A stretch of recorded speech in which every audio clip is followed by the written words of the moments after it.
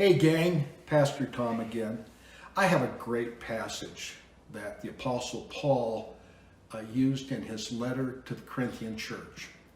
In 2 Corinthians 4:7, he has this to say, "We now have this light shining in our hearts, but we ourselves are like fragile clay jars containing this great treasure.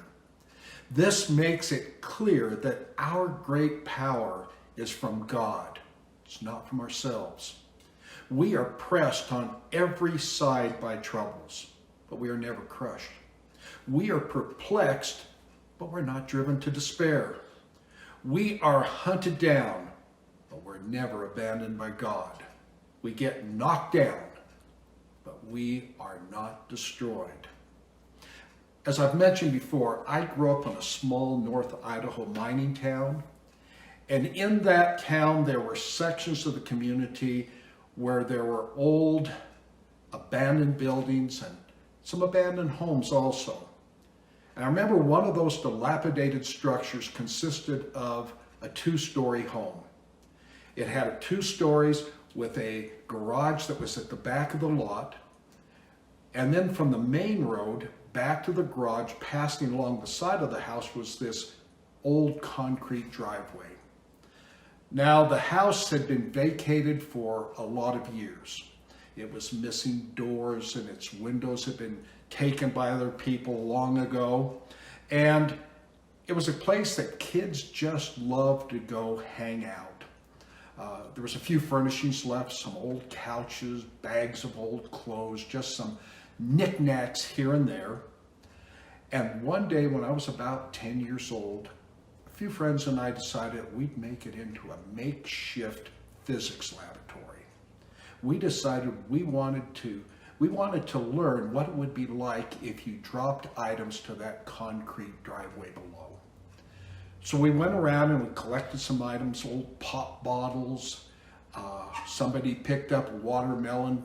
I doubt if they told their mom that it had been borrowed.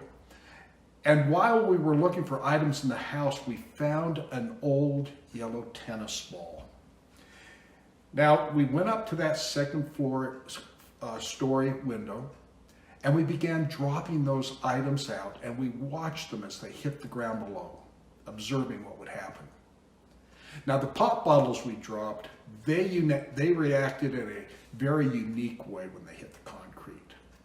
They shattered and just went into pieces, made a very distinct sound when they struck the concrete. The watermelon did something completely different.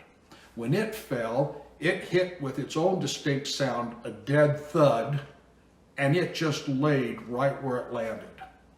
But then we found another item in the house, that old yellow tennis ball. And we dropped it, and it not only gave us a wonderful visual experience, but it also gave us a lot of pleasure because when it hit the pavement, it didn't fly into pieces.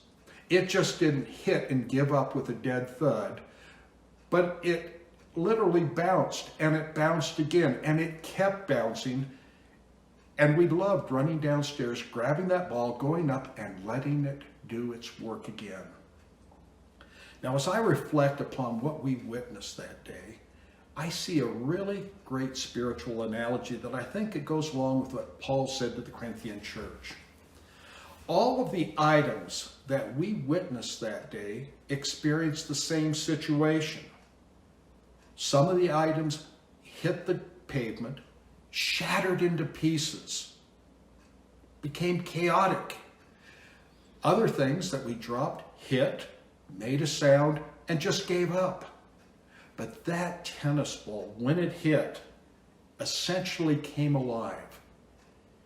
It didn't seem to be destroyed by the fact that it hit the pavement, but it almost acted like it enjoyed the challenge, enjoyed being able to overcome the experience that it was going through, even though other things would have called it negative. I believe that this is a perfect illustration of what Paul believes a life that is filled with the Holy Spirit looks like. That sort of person who has the Holy Spirit in their life can not only survive the challenges that they face in life, but they can thrive with those challenges. Challenges that will destroy others.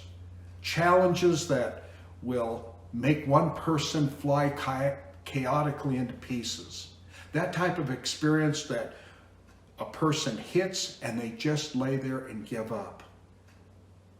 But the Holy Spirit, when it's in a person, allows that person to not only survive what's happened, but to literally almost come alive.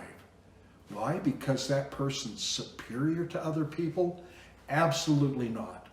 The Apostle Paul says that the reason that he was able to be knocked down and stand back up was because of the presence of God in his life.